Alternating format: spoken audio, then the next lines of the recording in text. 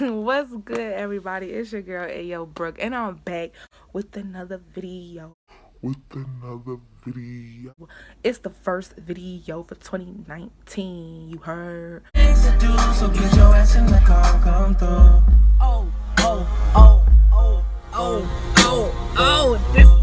This is the first video for 2019, and I'm starting it off with a story time, and the title is Finding Nia. Not that she was really lost, but we got lost. We met because I told my mother that I wanted a brother. I said I wanted a brother and a sister. And she was like, she wasn't having no more kids. And she was being a foster care parent to a lot of kids. Took care of maybe about 20, 25 different families. They had different amount of kids in each family. So sometimes we'll have like 6 people at one time, which is how me and Nia met. I was about 4 years old, and she was about 7, 8 maybe. And she had came a couple of months before Christmas, and she had left a couple of days after the New Year. And I was so sad. At the time, it was her, me, a boy named Lloyd, a boy named Jose, and 2 girls named Wadia and Shanelia. On Christmas, this 2018, I went to South Carolina to spend time with my mother because I haven't seen them in like 2 years. And I was like homesick of my mom. So like always on Christmas, I pull out my Christmas tape. It's like a tape when I was about 2 or 3, and I was opening up presents on Christmas, and I was beating my dad up with the plastic toy guitar. Like if you pressed the button, it made sound. So I used to think I was really jamming, but I wasn't. So I was going to watch that movie, and then I went through the photo album for some reason, and in the photo album, I was like going through the pictures, and I just started taking pictures of my phone.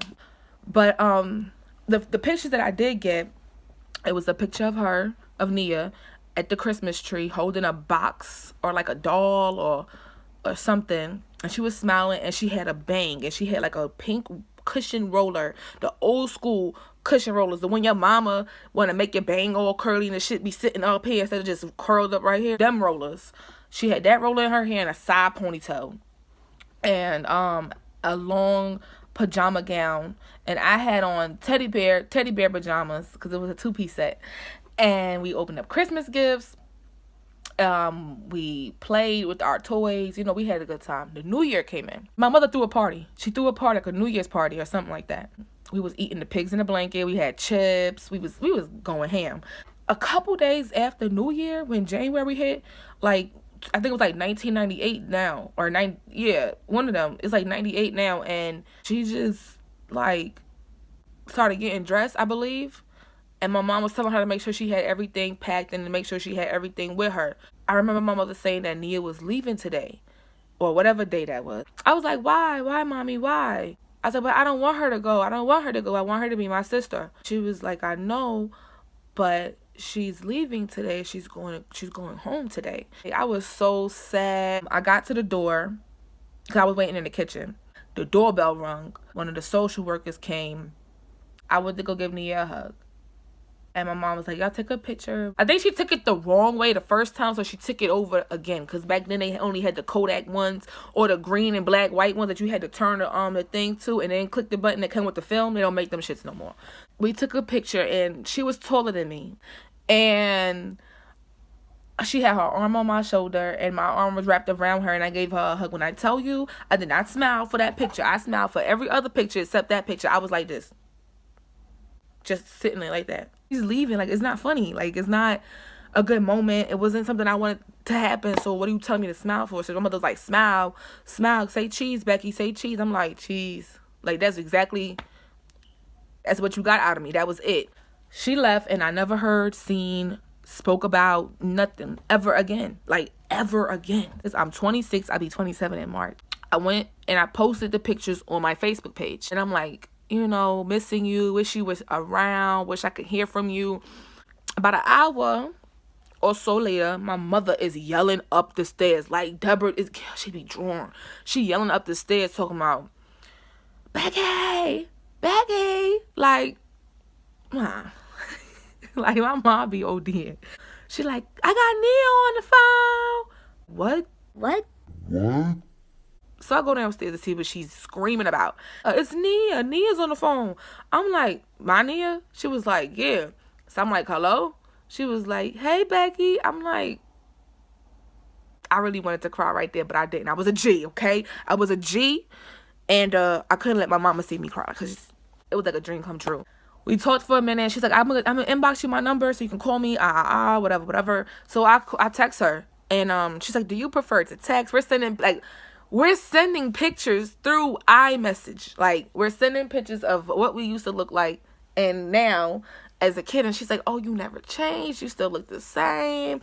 I'm like, girl, I lost a lot of weight. I don't look the same. It's like, it felt good. So then I pulled up on her when I got back from South Carolina. I came back to New York thinking I was going to go work. And no. So they fired all of the seasonal workers right after I got back from South Carolina. I had no money. I had nothing. Like, I literally had just started that job, and then they fired us right after the season. But nevertheless, I had some cash left, and I wanted to see Nia. And I called her. We set up something, and it was like, all right, this is it. This is it. The cheapest way was for me to go to Manhattan and take the path to Newark. It was only like $2.75 because it's like a regular Metro card, right? So I'm like, all right, that's cheap. I can deal with that. I got a Metro card, got a ton of them shit, so let's go. And it's my first time on the path, so I'm getting on the path. I got off the path in Newark. At Newark Penn Station, I took a 39 bus that took me to like Livingston or like whatever part of Jersey that was she was in. I got off the bus and I'm calling her to find out exactly like which house was hers. And I happened to turn to my left and she was already standing there. Like, she met me at the bus stop. And I wanted to cry so bad. I wanted to like drop everything and just cry, but I couldn't. And I went to the house. Well, we went to the Chinese store first because she wanted something to eat. And then we went to her house. We sat down, we washed her hair, we braided her hair. She likes to wear her hair braided or straightened with a bang. She loves her bang. Like, Nia is not going anywhere without that bang. And then if it's curly or like if it has a pattern, then she's gonna straighten it. She was telling me about her kids, and we was watching TV while we were like doing her hair. We was watching a movie, and then like right after that movie came off, and right after we got done doing her hair, boom, boom, boom, Beauty and the Beast came on. Soon as Beauty and the Beast came on, I realized it was destiny and we was meant to see each other that day, because that was the same version, that was the same movie we watched every time we was at the house. Every time we was at that house in Canarsie when we was there as little girls, we would watch Beauty and the Beast. Like, that was our favorite movie. When I was at her house and that came on, I sat down on that couch and I was watching Beauty and the Beast. I was singing the songs and all. It felt good. It felt like, I say finding Nia, but the whole time she wasn't lost. Like, I was the one that was lost because I didn't really know how to handle with the fact that things in life are temporary. Like, even to this day, I still don't know how to really handle that. Like, that things in life are temporary, and some things are for a season and some things are for a reason, and they come and go. I just didn't understand, like how can somebody know me? Like, you know me, like, you're like me, I'm like you, you're my sister. I was already claiming you before you left. How can you leave me? But then I knew it wasn't her. The anger that I had inside was not for her. It was for the situation. I remember coming back to New York and sitting on the bed crying because I was so happy. I was so happy to find her. It was like as soon as I found her, we talked about some things. Like, I told her about my past. I told her about the bad breakup. I told her everything because, like, that's what you do with your sister. You tell your sister everything because she's my older sister. She probably been through something similar or something different, something worse, and maybe she wants, maybe it was something I needed to hear from her that could help me in my current situation. I do want to throw this out, that I do learn from her how determined she is and how hardworking she is and how, like, she's going through battles and she don't never let nothing like knock her down. Not really independent where she don't want nobody help. She's like independent and strong. I love the way she carry herself. Like, it's grown. It's like handling business. I just don't like that she feel like she got a lot to take in, because when we talk and text here and there, she be like, you got me now, I'm not going nowhere, I'm the big sister, I take care of you. No, I wanna be there. I wanna be there. And I feel like I'm the little sister. So I'm supposed to look out. I'm supposed to be annoying, but I'm supposed to look out. I'm going to. I feel like my little hole and my little heart is completed. Rekindling with Nia and Jose as much as I can with Jose. And always keeping a relationship with my brother and my sister Tierra and Joseph. Like, those four are like everything to me. And I will really slap the shit out of somebody. Like, what? I will smack the shit out of somebody for messing with my brothers or my sisters. Period. It'll get wicked. Cause now I feel good. I could say I got brothers and I have sisters. I could say sisters. I could never say sisters.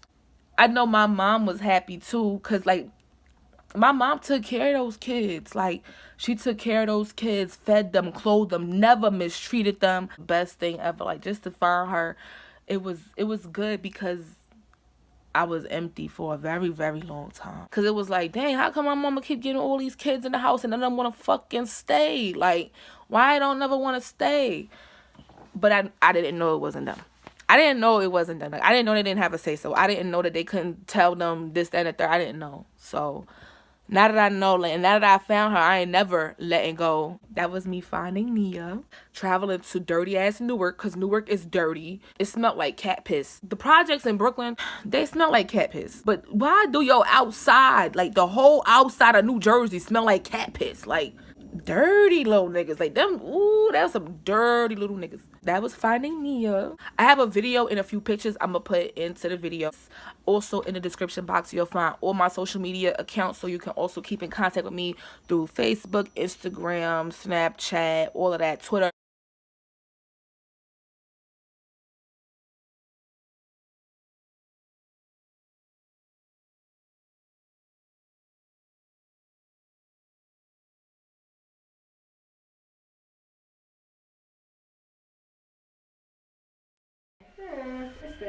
When you want this one piece of when you just want the one piece out because you love your bang so much.